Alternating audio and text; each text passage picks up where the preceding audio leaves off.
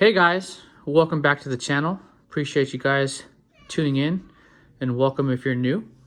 Today I'd like to do something a little bit different and go through a deck tech that I have on Grand Arbiter Augustin the 4th. Deck that was inspired by my good friend and teacher, Eric SMEVOLD.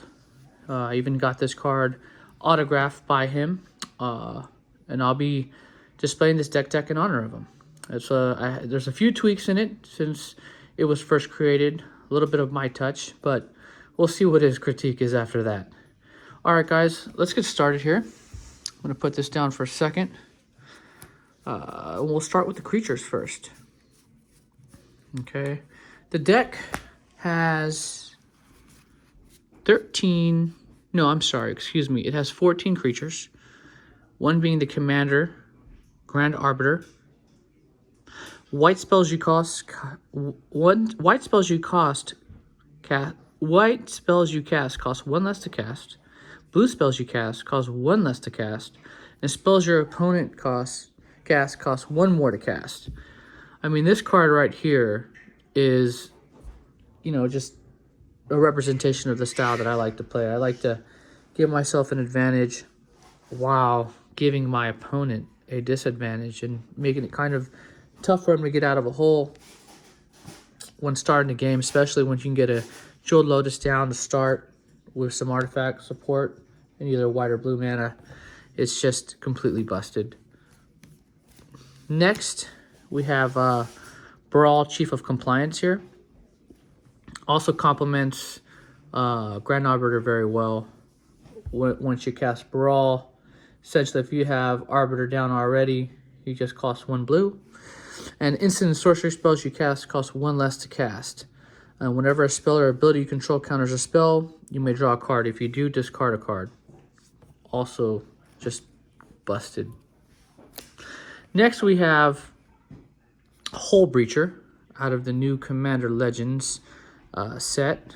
And it's Flash. If an opponent would draw a card, except for the first one they draw in each one of their draw steps, instead you create a treasure token. I mean, this here is just awesome for blue.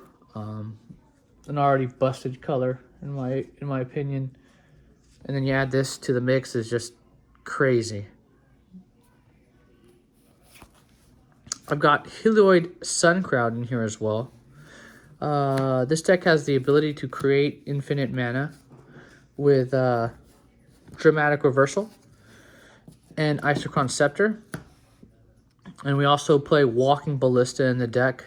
Just another one of our combo pieces in the deck. Not necessarily our A plan, but definitely a backup plan if needed. Our main plan with this deck is to Painter Servant and Grindstone ya.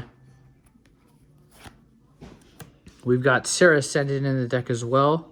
Serra Ascendant is a huge early game threat with lifelink if you have 30 or more life. She's just completely hard to deal with in the beginning stages of a game. Just this big beater hitting you in the face is really hard to contend with.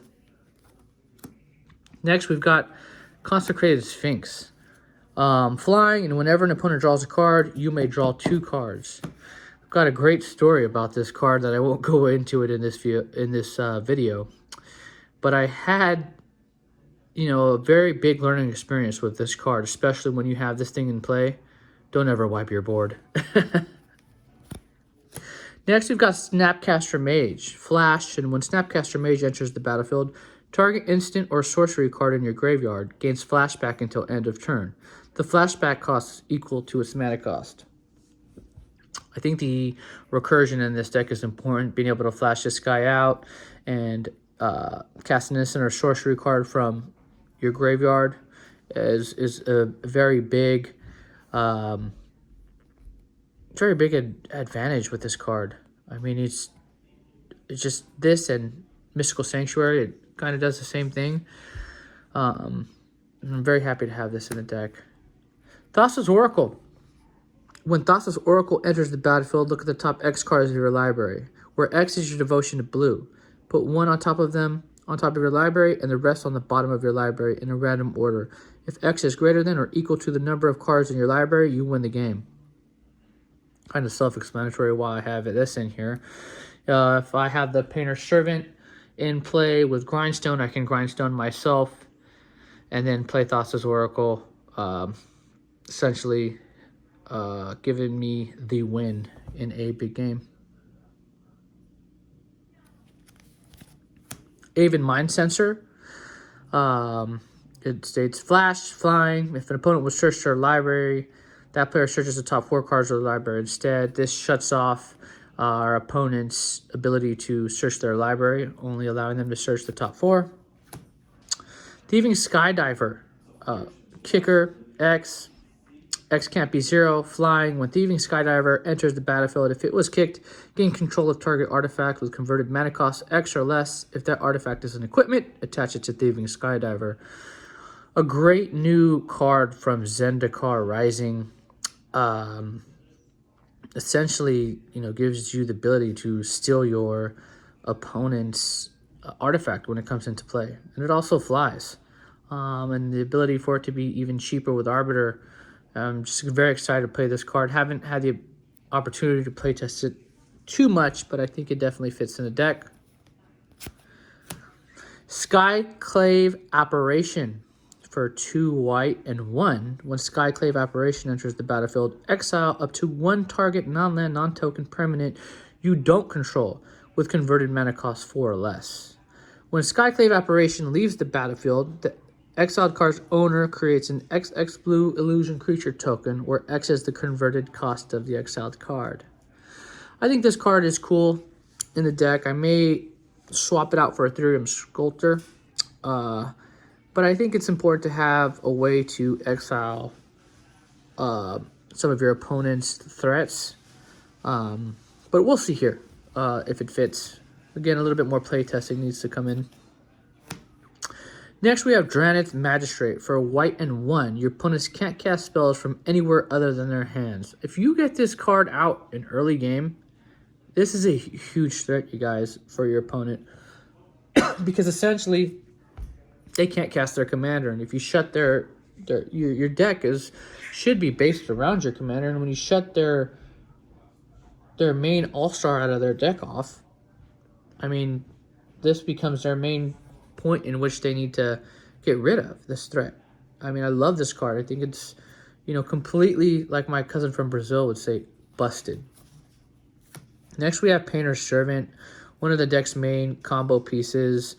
One of the cards that I was just very captivated by when I first got into Magic. I thought it was very cool to just be able to get this in play with Grindstone and completely knock your opponent's head off. I've flirted with Helm of Obedience, Rest in Peace in this deck, but I think that Painter's Servant is the correct way to go here. This deck, I've really built this deck a little bit unorthodox from most of the taxing effects that Grand Arbiter is usually played with.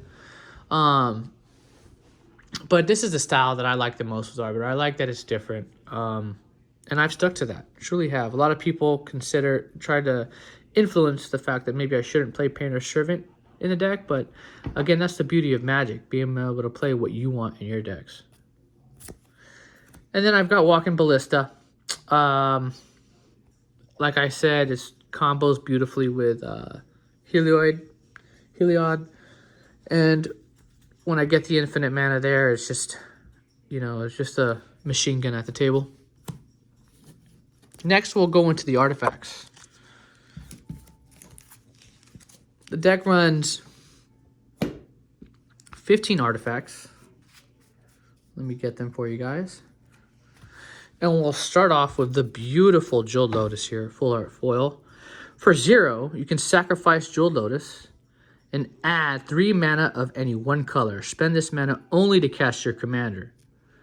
Now, this artifact in Grand Arbiter is just, it's so hard to get from underneath Arbiter when this card comes out in turn 1. I mean, you're essentially behind the 8 ball as soon as this card drops with Arbiter in play on turn 1. It's pretty much not GG, but you're uphill the whole game. Next, we've got Mox Opal. Add 1 mana of any color to your mana pool. Activate this ability only if you control 3 or more artifacts. And in this deck, it's really not too hard to do that. You know, we run a good amount of artifacts in this deck. And I thought Mox Opal deserves a place in here. Mox Diamond, one of my favorite cards, truly. I've got about 3 of them. I love this card just because it just reminds me of, you know, some of the early power that I've invested in Magic. When Mox Diamond comes into play, choose and discard a land card or sacrifice Mox Diamond. Add 1 mana of any color to your mana pool. Play this ability as a mana source. We also play a Winter Orb in this deck. A lot of people don't like this card. I like it. I like to kind of get a snake coiling effect on my opponents, and along with the taxing effect of Arbiter, try to hurt my opponents even more with an Inner Orb. You Winter Orb. You have to know when to play this card, though. If you play this at the wrong time, you're actually even hurting yourself. Sensei's Divining Top. Also a great card to be able to kind of foresee what's coming and, you know, be able to even give you a card draw if needed to draw a card and put Sensei's Divining Top on top of its owner's library if necessary. Arcane Signet, one of the best signets in my opinion. I mean, dude, you gave Magic, you gave us a signet that allows us to tap and add 1 mana of any color in your commander's identity. Chrome Mox. When Chrome Mox comes into play, you may remove a non-artifact, non-land card in your hand from the game. Add 1 mana of any of the imprinted cards' colors to your mana pool. Talisman of Progress. Scroll Rack. The deck also plays Land Tax, which is a great combo piece with Scroll Rack. It just allows us to filter through our deck, filter our lands through our deck so that we can play our bigger threats. Love this card. Grindstone, the deck's main combo piece with Painter's Servant. Lotus Petal.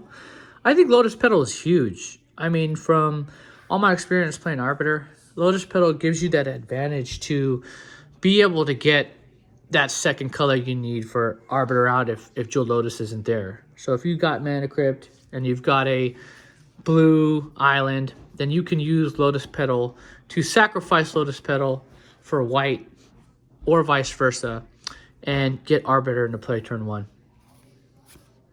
Isochron Scepter. This card right here is an artifact that we generally play with Dramatic Reversal. However, I've even been able to get mana drains underneath it and or counter spells. It can get pretty busted. Let's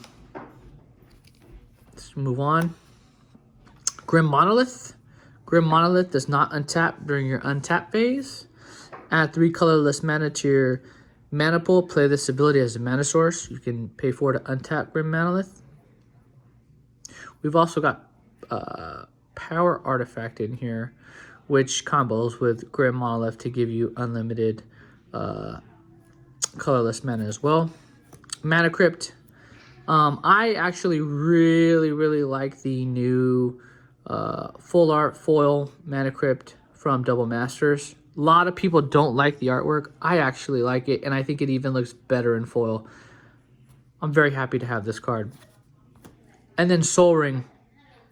I got this at the Grand Prix in Seattle with my buddy Eric SMEVOLD. We actually went there together, and we got these Soul Rings as a promotional gift from Wizards. Next, I want to go through the instants. The instants are a little bit... We have a little bit more. We got 26 instants in the decks.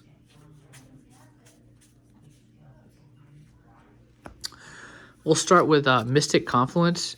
Every time I get Mystic Confluence into play, it just seems like it's a pain in the ass to deal with. I mean, look at this. For 3 and 2, You choose 3. You may choose the same mode more than once. Counter target spell unless its controller pays 3. Return target creature to its owner's hand or draw a card.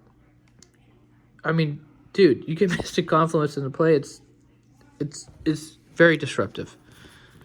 Swan Song. I like Swan Song as well. I mean, I typically would prefer to do this, you know, protecting a combo.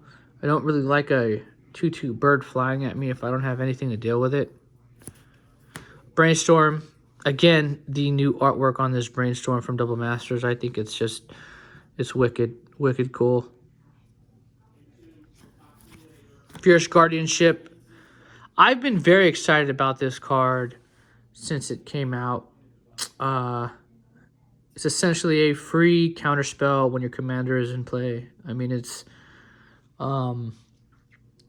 definitely top 5 counterspells in blue, if not top 3. Thirst for Knowledge. I think this deck needs to be able to have the ability to have some card draw in it. And Thirst for Knowledge. For 1 blue and 2, you can draw 3 cards, then discard 2 cards unless you discard an artifact card. Frantic Search. Draw 2 cards, then choose and discard 2 cards, untap up to 3 lands. For 1 blue and 2.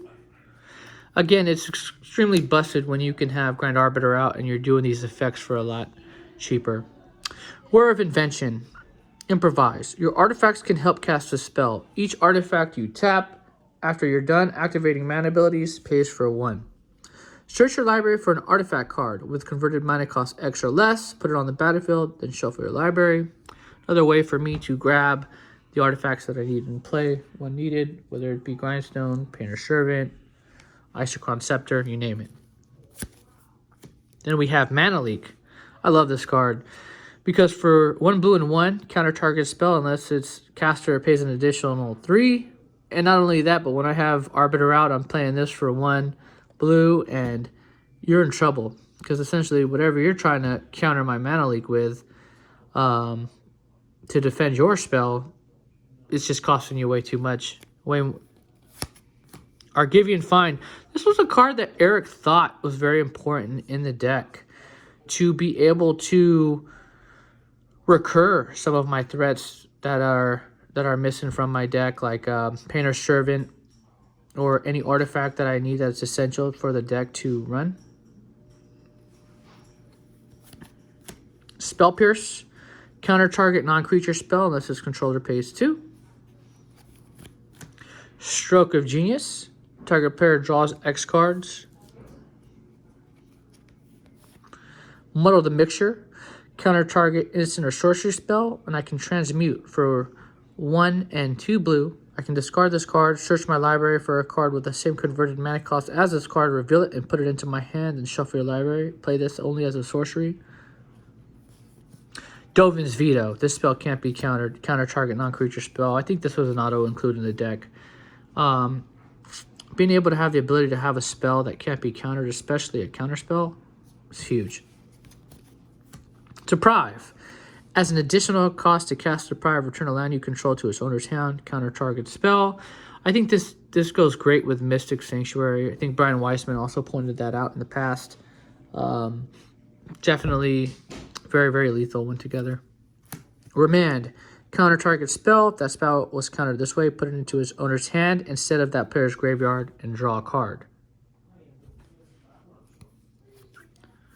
Force of Negation.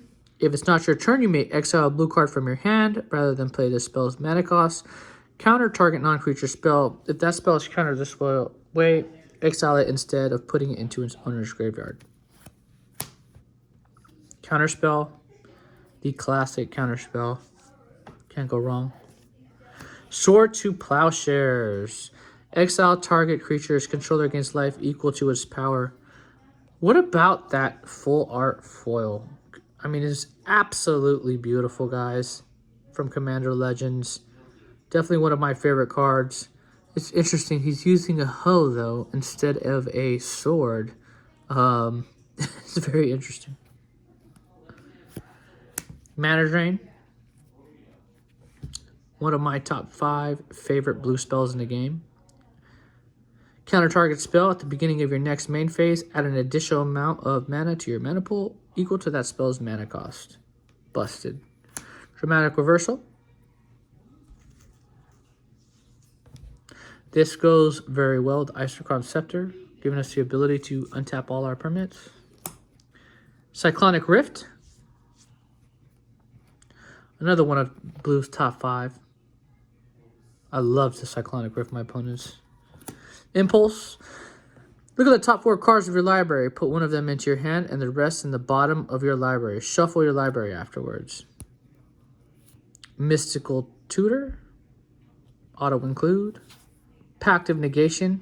Counter target spell at the beginning of your next upkeep. Pay 3 and 2 blue. If you don't, you lose the game.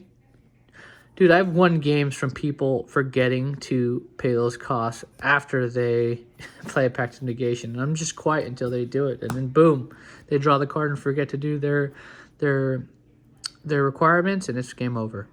Including Eric. I beat him once or twice like that, but we won't go there right now. Enlightened Tutor, another auto include to be able to get your artifacts out. Force of Will. Another one of my favorite blue counter spells. I mean, look at that artwork by Therese Nelson. You cannot beat that. So beautiful. Okay. Next, we will go into our sorceries. The deck runs 7 sorceries.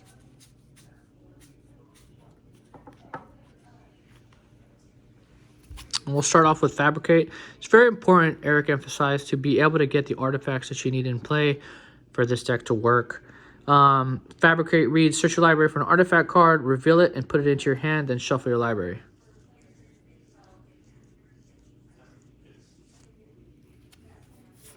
Next, we have Preordain. Scry 2, then draw a card.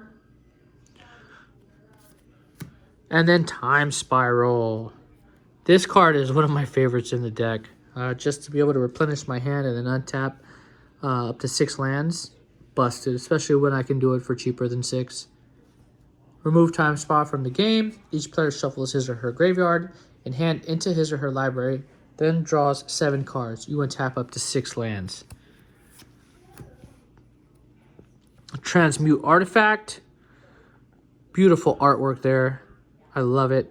Search through your library for one artifact and immediately place it into play. Also choose any artifact in play that you control and place it into its owner's graveyard. If the new artifact has a casting cost greater than that of the discarded one, you must pay the difference or transmute artifact fails and both artifacts are discarded. Shuffle your library after playing this card. Windfall. With Hole Breacher and Narset that we also have in here. I mean, this card is just also another auto include. Each player discards his or her hand, then draws cards equal to the greatest number of cards the player discarded this way. Play this, then Flash and Hole Breacher. Game is pretty much GG at that point. Ponder, also very, very important.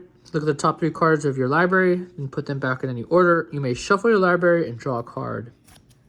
Then we have Merchant Scroll. Search your library for a blue or instant. Reveal the card to the players and put it into your hand. Reshuffle your library afterwards. Okay. Next, we will go with our Planeswalkers. Tezzeret the Seeker, one of the Blues' famous Planeswalkers. Untap up to 2 target artifacts. Search your library for an artifact card with a converted mana cost extra less and put it onto the battlefield, then shuffle your library. And then you can -5 and artifacts you control become artifact creatures with base power and toughness 5/5 until end of turn. This is cool because it grabs me any artifact that I want. As soon as it hits the floor, battlefield, I can grab my Winter Orb if needed. I can grab my Painter's Servant. I can grab my Mana Crypt. I can grab my Grindstone. I love Tezzeret the Seeker. And then like we talked about, Narset, Predator of Veils. I love her with Windfall and Hole Breacher. Completely busted. And then we have Teferi Time Raveler, Legendary Planeswalker. Each opponent can cast spells only anytime they could cast a sorcery and until Your next turn, you may cast spells as though they had flash, and then for its -3 effect, you can return up to one target artifact, creature, enchantment to its owner's hand and draw a card. Next, we'll start with our enchantments. The deck runs 6 enchantments. Let me get those out here. We're almost done too, guys. I know we're already about 25 minutes into the video. We've got Power Artifact. You know, and this combos beautifully with Grim Monolith, guys. I mean, the activation cost of target artifact is reduced by 2. If this would reduce target's artifact activation cost below 1, target artifact's activation cost becomes 1. Power Artifact has no effect on artifacts and have no activation costs on whose activation cost is 0. So you play this, and you attach it to Grim Monolith, and it untaps for 3 instead of 4, and then you continue to have infinite mana. Land tax. This is one of our combo pieces with Scroll Rack. Again, it gives us the ability to filter through our basic lands out of our deck, get them into our hand, and be able to filter our deck so that we can play our bigger threats. Smothering Tithe. This card is great for big game play when you're playing in a pod. I mean, whenever an opponent draws a card, that player may pay 2. If that player does it, you create a colorless treasure artifact token with sacrifice this artifact, add 1 mana of any color. I mean, you play this, and you play it for its cheaper effect. I mean, you play it for cheaper with Grand Arbiter out, and then you play Smothering Tithe. I mean, it's the advantages you get from this card. I think it's one of White's just greatest mana advantages that you could have out there. I really like Smothering Tithe in the deck. Mystic Remora. You know, if someone has a Mystic Remora out and they're playing against me, I'm going to encourage everybody to not pay the fish. But hey, if I got it out, then don't pay the fish, because I want all the advantage I can get, guys. And then Rhystic Study. One of my favorite blue enchantments. Whenever an opponent plays a spell, you may draw a card unless that player plays 1. And chances are, with Arbiter out, that's going to start getting very difficult when all these other stacks pieces start coming into play. Then you got Future Sight. Play with the top card of your library revealed. You may play the top card of your library as though it was in your hand. Very, very, very deadly enchantment here. Love Future Sight. Next, we'll go into our land base, guys. The deck runs 29 lands, 10 basic lands with 8 islands and 2 plains. And we'll go through that very quickly here. Here's our dual land, Tundra. Taps for blue or white. Very important. It runs all the fetch lands. Oops, sorry, I dropped that one, guys. You've got Marsh Flats, Windswept Heath, Scalding Tarn, Flooded Strand, Misty Rainforest, Polluted Delta, Prismatic Vista, Ancient Tomb, City of Brass, Mana Confluence, A Darker Waste, Prairie Stream. I got this in Seattle as well at the Grand Prix. Eric actually got this card for me, and it was cool because we got it in foil. It looks like it's one of the pre-release ones that came out in September of 2015. Command Tower, Mystic Gate, Hollowed Fountain, Glacial Fortress, Mystic Sanctuary, Seat of the Synoid,